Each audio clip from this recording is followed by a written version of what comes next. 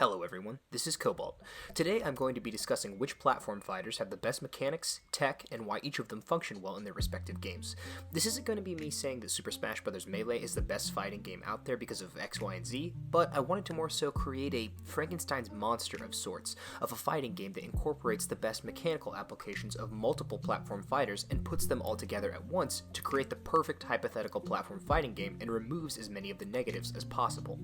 So, I'm going to in essence be combining the best elements of all of my favorite platform fighters and stitching them together to create the perfect platform fighter. And to be clear, this is purely hypothetical. I don't know how to code, but I thought this would be a cool concept to explore and discuss the best aspects of all of the platform fighters that are out there. So, why do you as a player enjoy playing a platform fighter? Is it because of the amount of control you have over your character? Is it creative freedom in stringing together combos, or is it movement?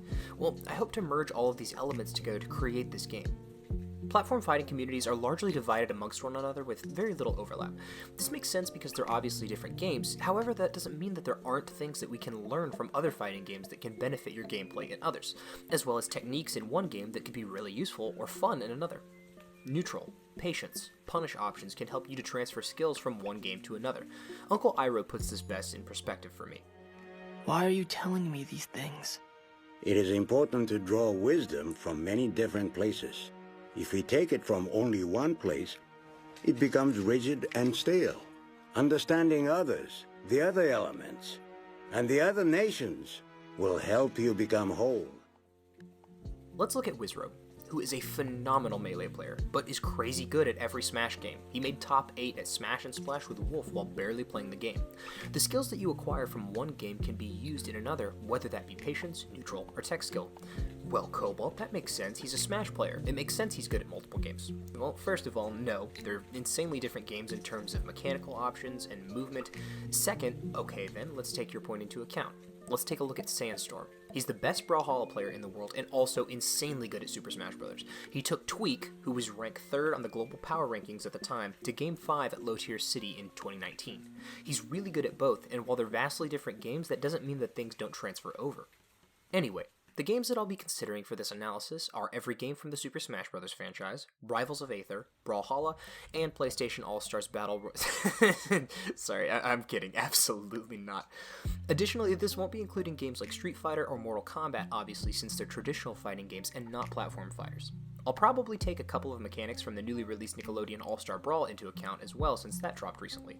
I wanted to wait for it to come out to see if there were any beneficial mechanics of it that could be useful whenever developing a game like this, and I think I found a few. I've elected to include these games because they're really the only ones that have a consistent player base, and ones that I think add something unique and dynamic to the platform fighter genre that make them fun, inventive, and offer the player a good amount of creative options to use in the game in terms of both movement and technical expertise. Games like Super Smash Flash I also considered using here, but most of the tech and movement is based off of Smash, and from what I could find there isn't any additional techniques that were added to the game that aren't in previously developed Smash titles. I also considered Brawl out, and while certainly a well-developed Smash clone, none of the techniques used in this game are ones that I felt worth including on this list. Now I'm going to do my best to include as much as I can, but I'm certain that there's tech out there that I missed, so let me know down in the comments. I think this may just end up sounding like a technical showcase, so just roll with me on this one. I've also added timestamps down in the description below if there are specific portions that would be more interesting to you. So let's start with the first basic structural component of our game, which would be the appearance of the game. I think that there's probably very little debate in this category that Smash Ultimate is the best looking visually. It's been an improvement from every Smash title since Smash 64's creation, so it's clearly the best of the Smash franchise in terms of graphical quality and polish. Rivals of Aether is a very stylized indie game, which, while charming in its own capacity, I don't think offers the most visual clarity to the user, at least not whenever compared to Ultimate. Lastly, Brawlhalla. And while the art style is quite clean, the animations look nice, and it's very well drawn, I think that the disproportionate character dimensions and lack of variation in character sizes is a less than desirable attribute when wanting to have characters that have slightly different playstyles or distinguishing attributes about them. I like Brawlhalla's art style, and the way that it looks on their characters is really great, and of course their characters were designed around this, but if you have a larger character like Bowser, for instance, compared to a character like Pichu, the size variation between these two characters is incredibly important both in terms of the character's weight and their style of gameplay. So for these reasons, I think that I would use Smash Ultimate as the visual standard for this new platform fighter. It has excellent graphics and visual clarity for the most part. As far as sound design goes, I think that honestly is probably the least important thing on this design list for me, so I'll keep this brief. All of these games have pretty good sound design, sound effects, and soundtracks, so make the sound design good. That's about it.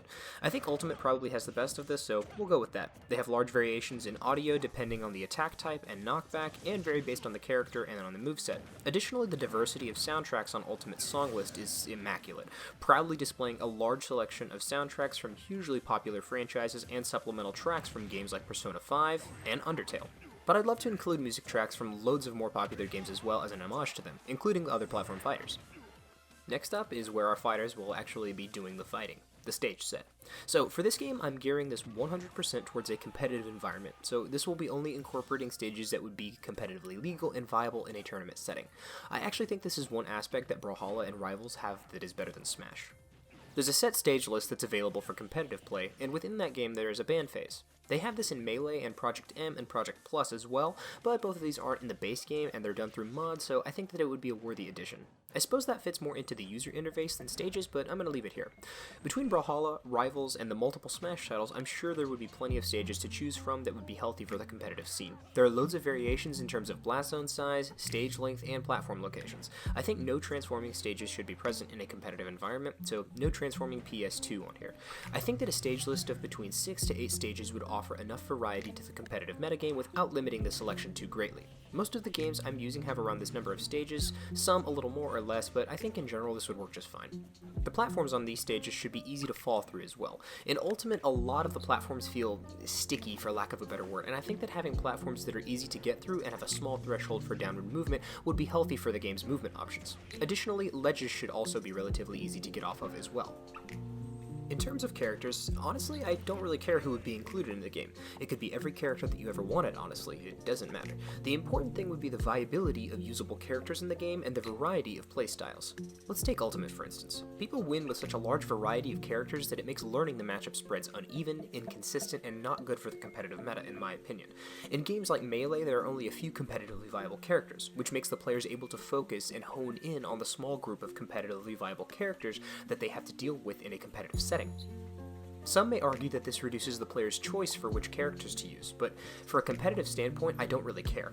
The metagame of Melee has always been pretty consistent with its tier list with some slight variation over time, and the same group of characters has been top tier for years and years.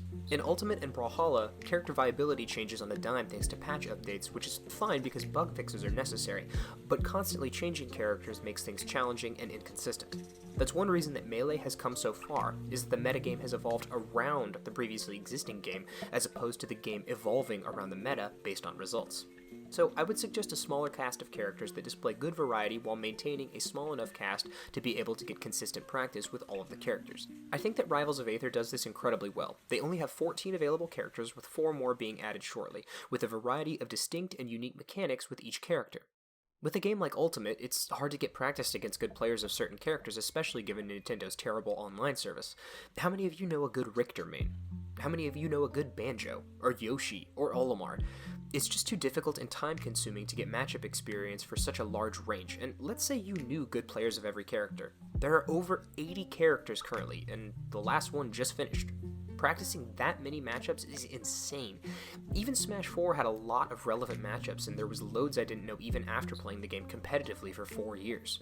With games like Brawlhalla, it's slightly different because there are only a few different weapons, which makes knowledge transferable between matchups. But I think that games like Rivals and Melee have a better matchup spread and reward for the time that you spend practicing, given that there are fewer characters.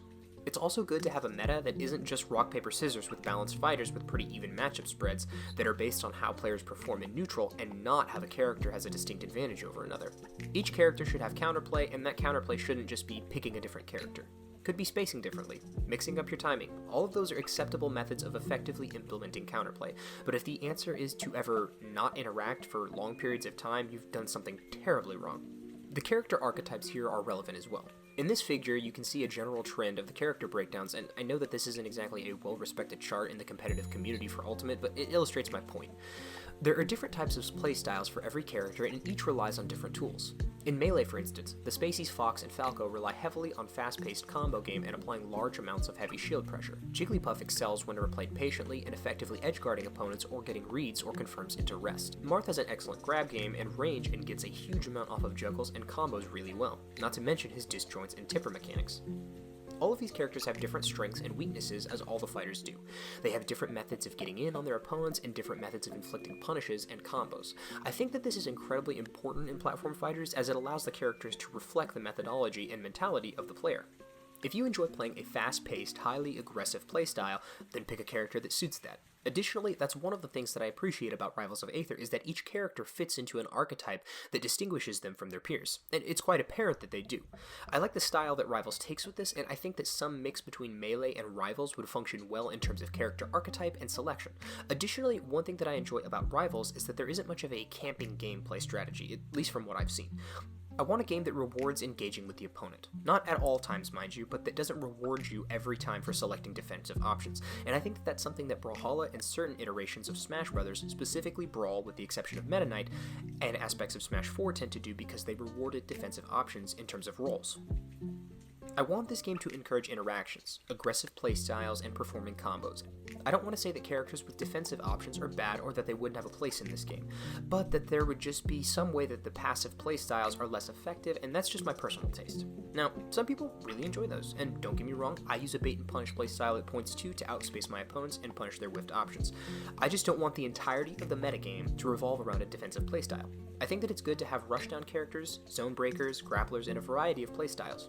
I'm not even opposed to zoners or trappers as much as I dislike them, so long as the metagame of this hypothetical game didn't offer them more benefits than another character. Obviously, certain archetypes counter others, and certain characters would have better matchups over some than others, but the goal of this would be to have this be as balanced as possible, where any character can be viable at any level. That's something that I think that Ultimate does pretty well for the most part.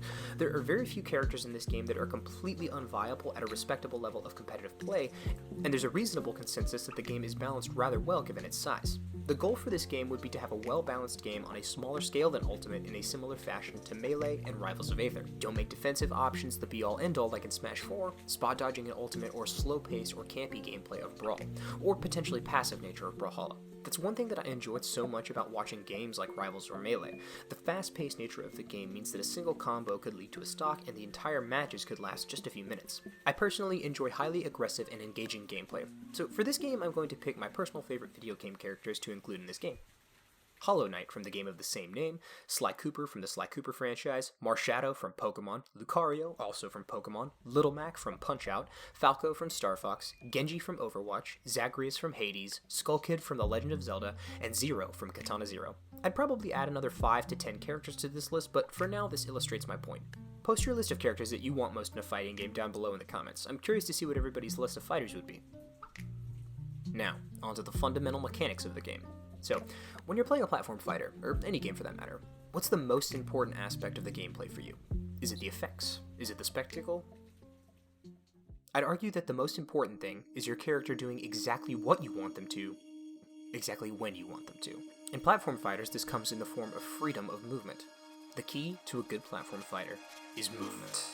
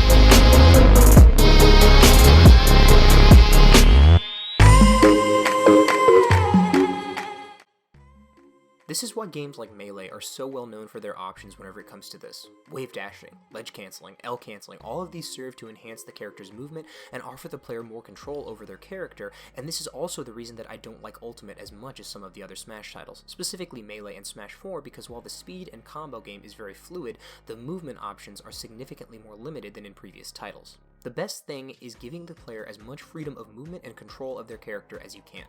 This is why tech is so important. Let's take my personal favorite movement technique in fighting games, perfect pivoting from Smash 4. It's not the flashiest thing and results in very small movements, but it has an enormous amount of utility. It allows for consistent microspacing, which is something that is very difficult to achieve in many games that only Melee really has comparable value to in the wave dash, which is a much more complex movement. The best option is giving the players the most amount of control and mobility for their character, while making the skill floor not too absurdly high. Melee, for instance, requires an insanely high level of input to the point where several top players have hand injuries. So I'm going to discuss some of the mechanics and general game design that I think would be beneficial for movement options and techniques that would enhance the game without taking too large a toll on the hands of the player. For starters, I think that every character should have 2 jumps, a jump from the ground and a double jump, and no more. This really only applies to characters like Jigglypuff, Meta Knight, Pit, etc., and the entirety of Brawlhalla's mechanics since every character has 3 or 4 jumps and a recovery option. The ability to fast fall should also be present. I think that every character should have a wall jump as well, and no character should be able to wall cling for any extended period of time. Wall jumping provides an additional recovery tool and mix-up options for both movement and edge guarding. Rivals uses this to great effect in-game, being an incredibly important part of making it back to stage. I think having different jump heights for both short and full hops is okay, because some characters depend on their differing jump height or lower short hops to be effective in the game. I still think that characters could have different run speeds, air speeds, fall speeds, weight, gravity, and the like to give some distinctions between the characters and their movement. Every character should have a moveset based off Smash, so it would be neutral attacks, tilts, smash attacks, aerials, specials, and grabs.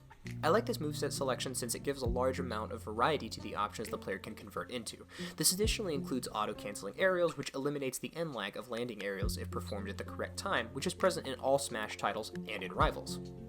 I know this one may ruffle some feathers, but I don't want there to be any thrown items. This includes weapons from Brawlhalla, Peach's turnips, Rob's gyro, Pac-Man's fruit, Diddy Kong's banana peel, Snake grenades, or Link's bombs. The main issue that I have with these isn't that they exist as projectiles or how they function necessarily, but that they can be picked up by the opponent and mess up the opponent's movement by forcing them to throw the item should they pick it up before being able to execute a tilt or a smash attack.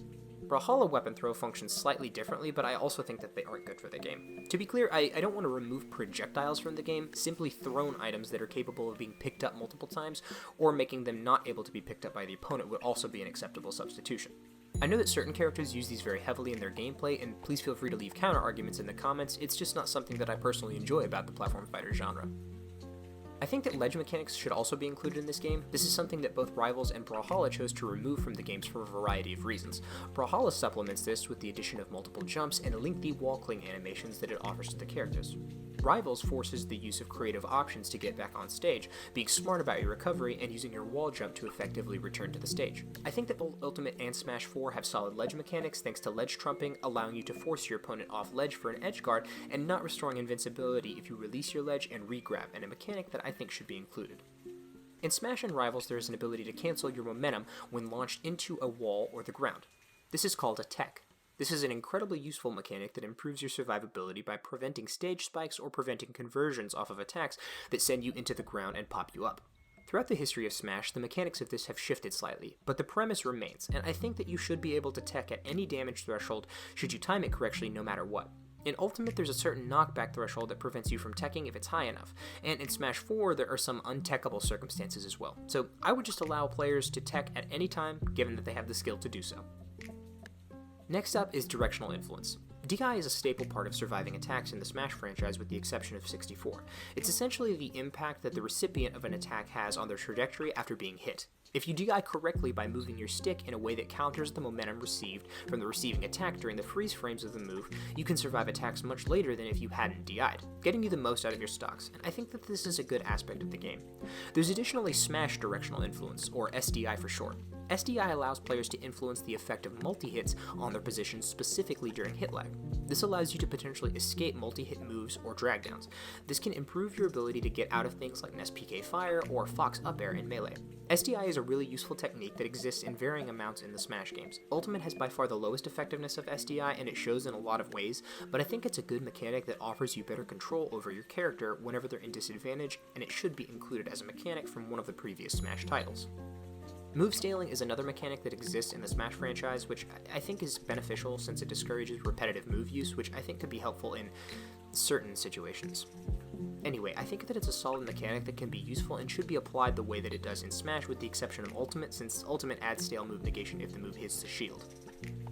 Additionally, the game needs a good training mode. I would include the training mode from Brawlhalla or Smash Ultimate, or some combinations of the two. Brawlhalla's includes frame data, stun, end lag, dodge frames, step-by-step frame information, AI optimization, etc. It's an absolutely amazing inclusion, and I cannot emphasize how good a quality of life change like this makes to a platform fighting game. Ultimate's is pretty good, but it doesn't show hitboxes, hurtboxes, or anything of that sort, and the combo counter isn't consistent at times, especially with the inclusion of things like drag downs and multi-hit moves. Melee also has a really good training mode in the form of Uncle Punch, which offers incredibly detailed information on how to perform a lot of advanced techniques that correspond with playing that game at a high level. This is an incredibly useful resource for people trying to get into Melee, and it's completely fan-made. Something like this would also be helpful for a hypothetical game. You should also be able to run through your opponent. This is present in every game that we've listed here besides Ultimate. Lord knows why, but it's an excellent movement option that allows you to cross up your opponent and apply pressure from both sides of their shield, as well as not being restricted to jumping or rolling to get around your opponent as an evasive option. Aerial momentum retention was a mechanic that was removed from the later Smash games that allowed players to retain their momentum whenever converting from a run to a jump that made movement much more fluid, and this is a mechanic that I'd really like to add into this hypothetical game, because it makes for much more fluid movement and gives the player better control over their character without losing speed when converting from grounded to aerial movement. I think that Rivals and Brawlhalla use the same air speeds as grounded speeds for their characters, so this isn't as large of an issue for those two games. Next, we've got the defensive options for the game: shielding, parrying, and dodging. So for this one, there are several approaches that we could take with this one. We could implement the shielding mechanics from any of the variations of Smash, whether that be power shielding methods from the first 4 Smash titles, or the shielding parry mechanics from Ultimate. We could implement the pure parry mechanics from Rivals of Aether as well, or the dodge mechanics from Brawlhalla. Rivals' approach to this honestly removes much of the defensive play that can at times be effective in other games and focuses very heavily on a more offensively focused gameplay. Brawlhalla's dodge mechanic is incredibly good, however, and it tends to lean into a slightly more defensive nature of the game. Shielding is quite good in Ultimate, considering that out-of-shield options are incredibly strong for a plethora of characters, and spot dodging is a really good defensive option in Ultimate as well, thanks to spot dodge canceling. Smash 4 had a very defensive playstyle thanks to being able to act sooner out of shield and the effectiveness of rolls. Brawl was a slow-paced defensive game anyway, and I think that its shield options didn't exactly do the metagame any favors.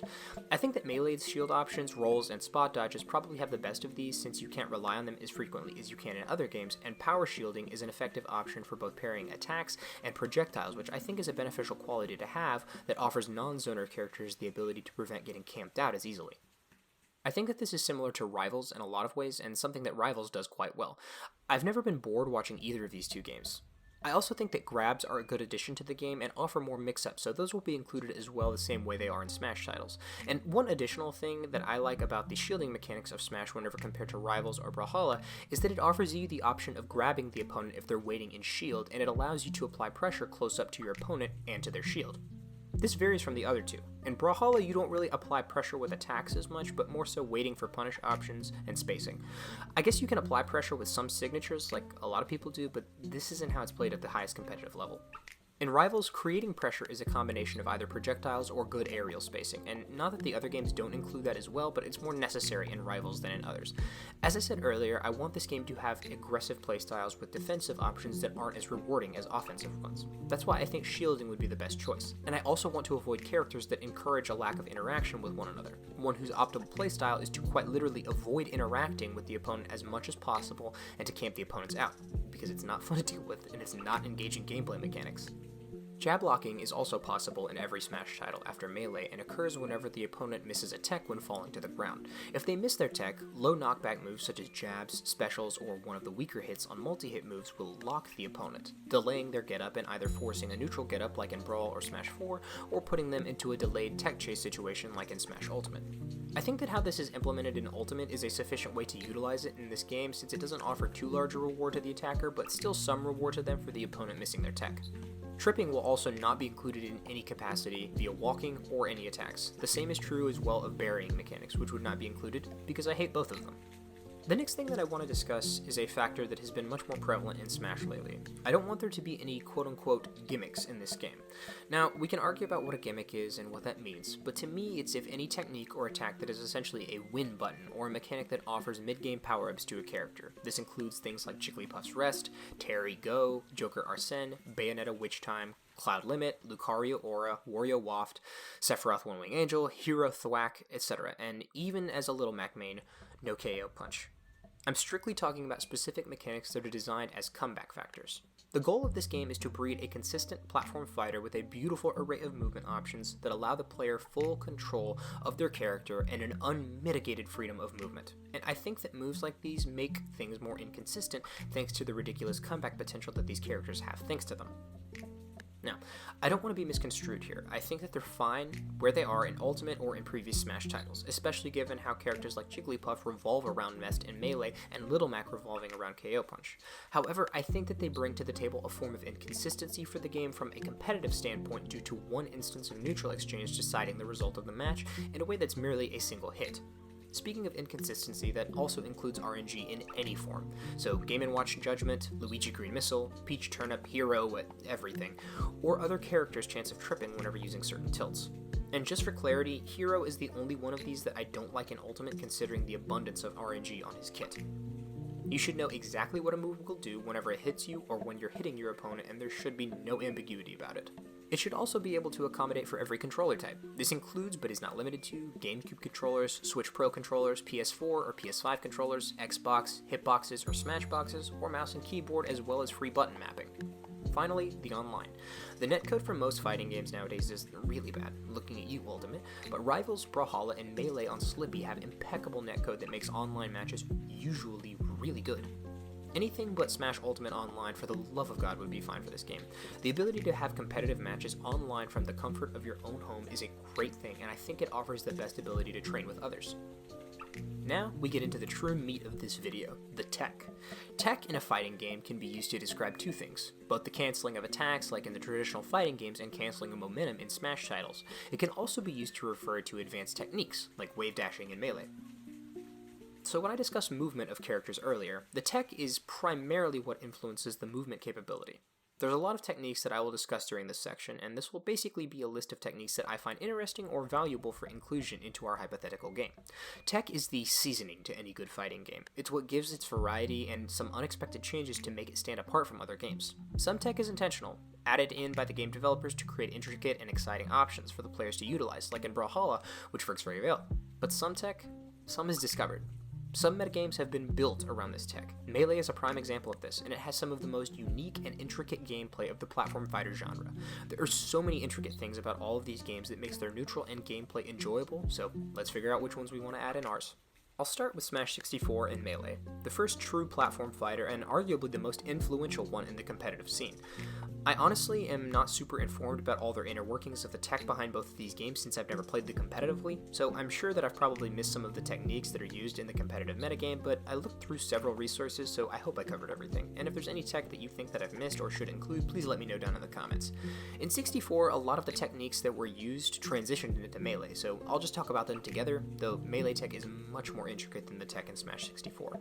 Melee also is one of the most technical competitive games whenever it comes to high-level performance, so let's get started. The first one that we'll be talking about is L canceling, also referred to as Z canceling in Smash 64. In Melee, hitting the shield button before landing with an aerial reduces the end lag of that move upon landing. This isn't to be confused with an auto cancel, which circumvents the normal landing lag of aerials if timed correctly on landing. Both of these have their place. L canceling is useful whenever you're out of the auto cancel window for an aerial and allows for you to land with lower end lag than normal and even convert into additional combos based off of the opponent's hit stun. It's an incredibly useful technique in Melee, and I think that it would be a great addition to this game and give the players an option to get conversions if their tech skill is good enough. And I don't think that the inclusion of this tech would cause too large a barrier to entry for a majority of people. Up next is ledge canceling. Now, this technique is present in every Smash game in some form or another. In Smash 64 and Melee, this technique allows you to cancel the end lag of an aerial or special by slipping off of the ledge. This can be the edge of the stage or the edge of a platform. This allows for some amazing conversion options and better movement near platforms for follow-ups. In later games, Brawl, Smash 4, and Ultimate, this technique was altered to only be accessible to special moves and not aerials, which severely cripples its utility. Not eliminating it completely, but certainly reducing it. I think that this is an excellent mechanic, and I would thoroughly enjoy having it in Ultimate, but alas, that won't happen. However, I am 100% going to include it in this hypothetical game. I can only imagine a back air with Falco into an edge cancel, into another back air, into an edge cancel, into a jump down dare for a spike. Dash canceling was introduced in Smash 64 and allows the user to cancel their dash animation with either a jump, shield, crouch, or pivot. In some games, Smash attacks were capable of being cancelled as well, and in Ultimate you're capable of canceling your dash into anything besides a crouch, including Smash attacks, specials, and tilts. A great mechanic that I think should be included the same way that it is in Ultimate. Wave dashing is up next and is probably the most iconic movement option in fighting games. This technique needs no introduction, but I'll give a brief summary. It's a jump followed by a directional air dodge downward and angled, which results in the air dodge momentum being transferred horizontally and the character sliding along the ground. This is an excellent microspacing tool, and the wave dash links can vary slightly between characters and based on player input. I've never done this before, and I don't know how difficult it is to perform, but I think it's a worthwhile inclusion for the game, and that between this and some of the other techniques from other platform fighters, there will be plenty of microspacing tools. It's also a technique in Rivals, though it's not quite as useful. It's technically possible in Ultimate as well, but it's not as good. They also added it to Nickelodeon All-Star Brawl, and it's an excellent movement option there, but I'll get to that later. Now for crouch canceling. Lately this has been becoming more of a prevalent factor in the Melee meta, which is a valuable implementation, but I personally don't like it as a mechanic. Essentially, if you're crouching when being hit by an attack, you only take 66% of the original knockback and freeze frames of that move. And given that some moves deal incredibly low knockback at low percents, if you're crouch canceling, you could punish your opponents for hitting you. And I think that the ability to reduce knockback to the point where it ignores attacks, and to have heavier characters benefit more from this as well, isn't a great mechanic, honestly. This technique does exist in more games than just Melee. Smash 4 and Ultimate both have it, however the knockback and damage reduction brings the moves down to 85% of their normal freeze frames and knockback, and with notable increases in knockback between games, it's much less realistic to use it as a punish option for the opponent. I think that this implementation is better since it hasn't really impacted the meta in the same way, so I would either have crouch canceling operate the same way as it does in Ultimate, or just remove it entirely. Okay, now this next one is a technique that I really wish was in Ultimate. Shield dropping was introduced in the original Super Smash Bros. Since there was no spot dodging, while shielding on a platform you could simply drop through it. This was retained in Melee, though was performed slightly differently due to the inclusion of the spot dodge. It was not nearly as effective in Brawl or Smash 4 and was removed entirely in Ultimate. I think that this technique is really useful and would like to see it added back into this hypothetical game, and maybe with a simpler method of execution as well, maybe holding the stick at a 45-degree angle, just a controller method that's consistent and easier to perform. Finally for Melee is the AMSA tech, also known as the double stick tech, is one of the more nutty techniques on this list. It involves using both the left stick as well as the C stick while teching to result in, well, this. It's a technique that allows you to tech an attack by pseudo-DIing into the ground. It's a really interesting technique that I think is cool, but I do think that being able to completely negate the knockback from a forward smash is a little bit of a stretch, so I'm going to include it from this list, but I really like its implementation in Melee.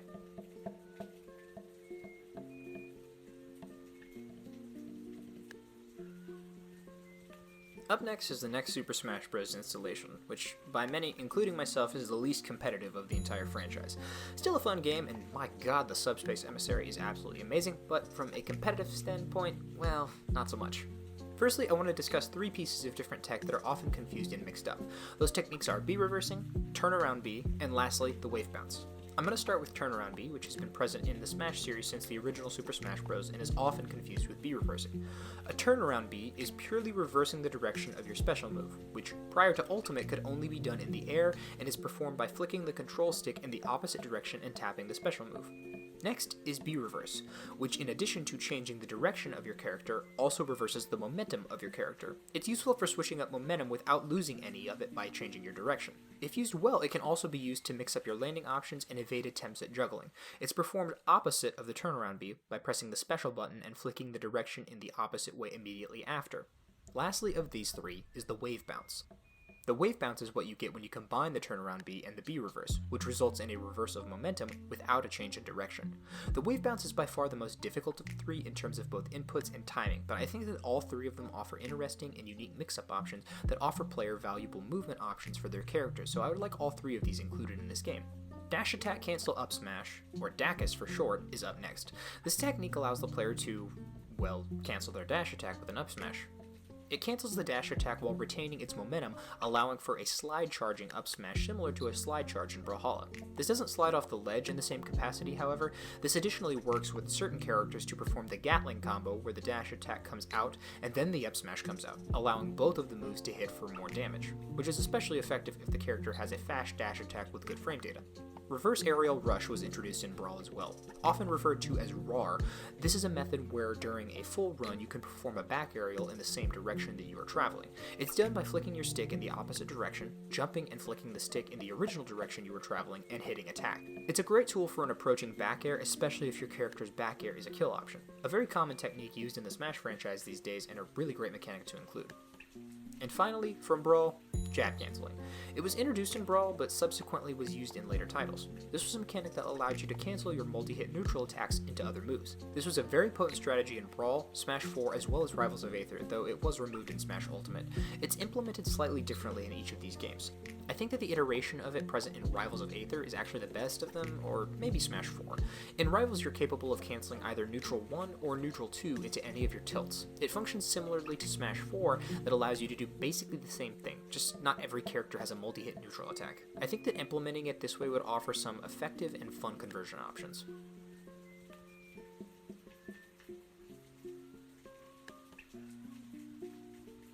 Up next is Smash 4, which was my introduction into platform fighting games. The biggest thing that Smash 4 added to the franchise in terms of tech was perfect pivoting.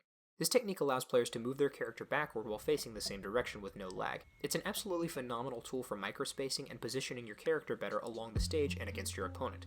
This allows you to evade an oncoming attack without using defensive options, moving away from the attack and having no lag. This is such a good option, and damn do I miss it in Ultimate, so absolutely will be including it in this hypothetical game. Foxtrot canceling is the only other technique that I'm going to include from Smash 4, and is one of my favorite movement options that allows you to maintain consistent momentum by rhythmically executing repeated dashes at specific timing intervals. What's unique about this movement option is being able to fluidly convert these dashes into an attack. It's an excellent and fast-paced option that I will most certainly want in this game. It's kind of been replicated in Ultimate, but has been made not as effective thanks to the changes to Ultimate's dash mechanics and engine.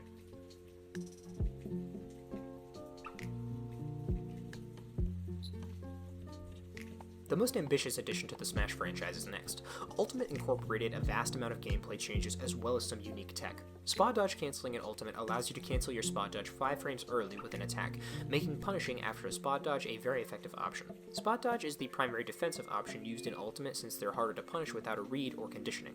I wouldn't include this technique in this game since it offers a defensive option, more utility, and making punishes significantly more difficult. A fast defensive option, but a defensive option nonetheless. Pivot canceling was discovered towards the beginning of Ultimate's lifespan and is similar to perfect pivoting in Smash 4, allowing the user to quickly turn around and execute a tilt in whatever direction they choose. With some techniques, this grants the user a sliding effect by exploiting the skid animation and allowing the user to extend their range. Between pivot canceling, which is executed out of a dash, and perfect pivoting, which is executed out of an initial dash, there would be many options available to the players and the characters in terms of spacing and ways to apply pressure from varying speeds and distances. Ultimate also added a short hop macro for aerials, so if you press jump and the attack button at the same time, this will result in a short hop aerial, which in a lot of ways is very beneficial since it offers consistent aerial spacing using short hops and there's no need to press the jump button quickly. The issue with this is that it makes it more challenging to do both full hop aerials and mix-ups on timing of your aerials. This isn't a bad addition, and some players and characters use it really well, and its inclusion to this hypothetical game would be very good, but I think that having the ability to turn it off as an option for an individual controller setup would be a beneficial change to include as well.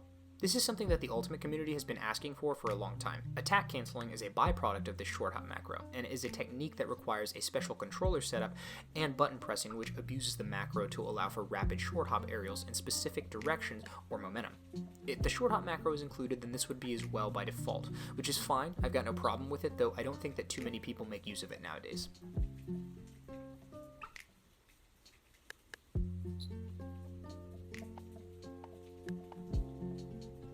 Next up, we have the two other primary fighting games in the platform fighter genre. We'll start with Rivals of Aether.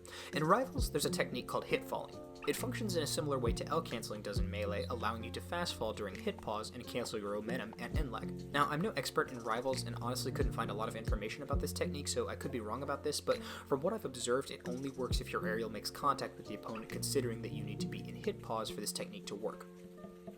What this means is that if your aerial misses or you're performing an aerial not near your opponent for whatever reason, there's no way to cancel your lag from that without auto-canceling the aerial. I think that this is a useful tool for combo extensions, and if combined with L canceling could make for some really devastating combos, so I'm going to include it in this hypothetical game. The game also has a mechanic where wall jumping can restore your up special, and you can wall jump in a helpless state. I think that this inclusion could be beneficial for characters with weaker or linear recoveries, so this mechanic I think would be a valuable inclusion to the game.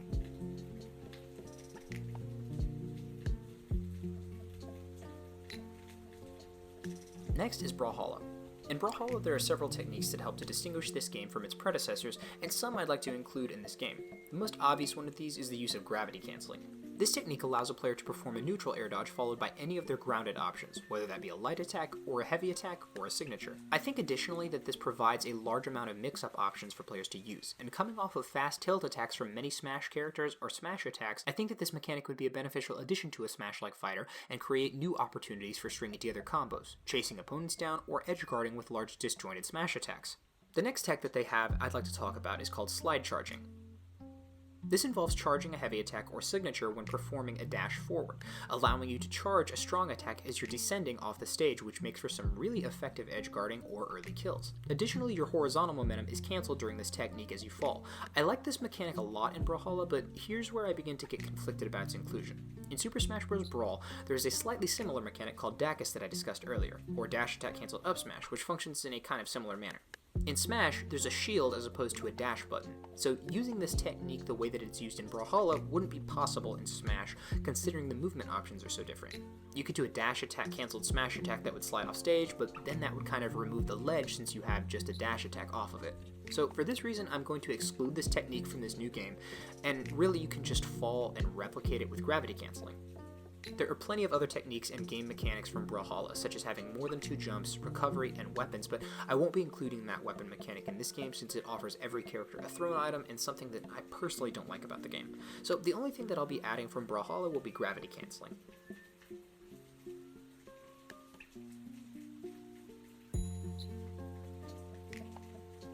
Lastly, we've got Nickelodeon All-Star Brawl. This is the newest addition to the platform fighter genre and was met with a huge amount of excitement at launch, but this quickly fizzled due to a lack of polish. That being said, that there are definitely mechanics from this game that could prove to be effective in other titles. Nickelodeon All-Star Brawl introduced a variety of new mechanics to the genre, including aerial grabs, aerial smash attacks, and the ability to grab projectiles, the ability to lock your direction, and air dashing. The primary one that I'm going to be focusing on for this video is air dashing.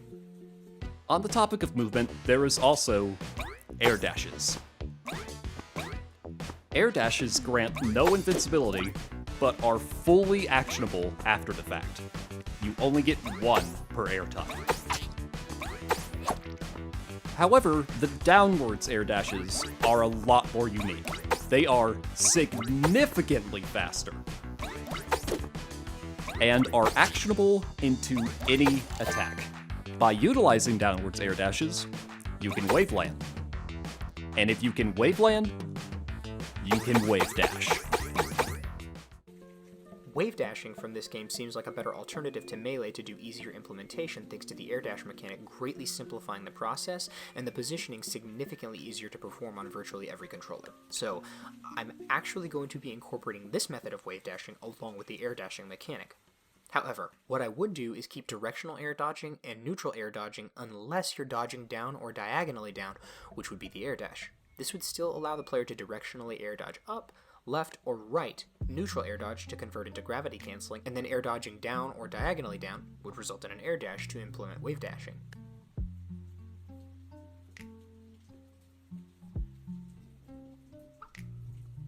Phew, well, I think that pretty much sums it up.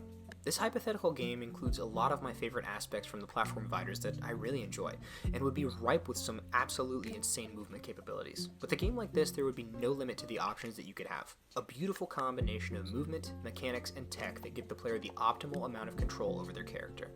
It includes L canceling, shield dropping, and dash canceling introduced in Melee, B reversing, turnaround special, wave bouncing, Dacus RAR, and jab canceling introduced in Brawl, perfect pivoting and foxtrot canceling from Smash 4, the ability to toggle short hop macros and pivot canceling from Ultimate, wall jump in freefall and hitfall from Rivals of Aether, gravity canceling from Brawlhalla, and lastly, the air dash mechanic and wave dashing from Nickelodeon All-Star Brawl. I think that these techniques, when combined with the various mechanics from these franchises, would make for one hell of a freeform platform fighter. The basic premise for this theoretical game was to have the graphics of Ultimate and incorporate the best movement options and fluid control aspects from the other platform fighters that make their respective games stand out.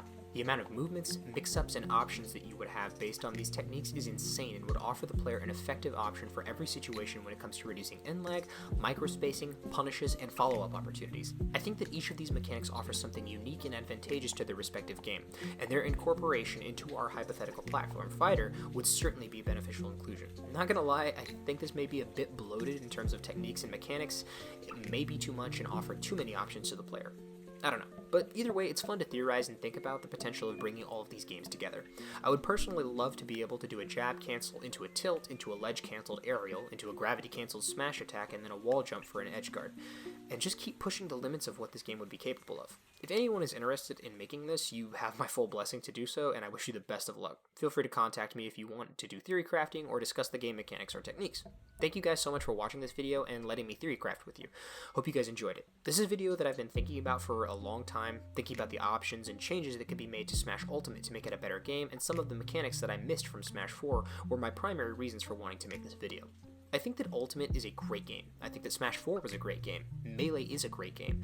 Brawlhalla and Rivals are great games, but they each definitely have problems and flaws that I think that taking elements from all of them could truly make a special experience that would give us a fantastic combination of movement and competitively focused gameplay. Hope to fight you all one day on the battlefield. Once again, I'm Cobalt, and thanks for watching.